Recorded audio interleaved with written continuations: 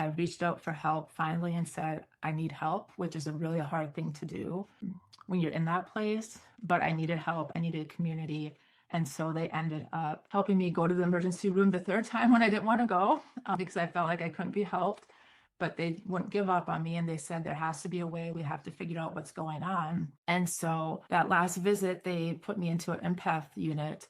And finally, after being there 2 days, the nurses, amazing, I will say in my time. That's one thing I don't complain about is the nurses. I complain about some of the other aspects of the care, but the nurses were amazing.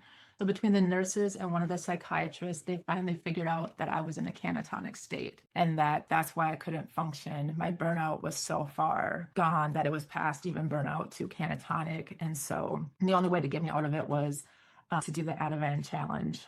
And they did that, and I finally came back, basically came back Really? online is how I would experience it, because it was like my true self and who I really am was just gone. And within about 15 minutes of taking the meds, I all of a sudden like felt like I woke up again. And now in retrospect, I realized it was probably my nervous system was just so like overloaded and stuff. And the meds just helped me calm down. Once I figured out what was going on and I got meds, and then I went and did more trauma work, did some outpatient, did a lot of trauma work.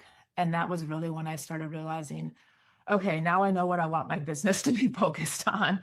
Nice. It's like a burnout because there's so many different ways to experience burnout. And what I came to realize is that so many of us are in this constant state of burnout and we don't even know it.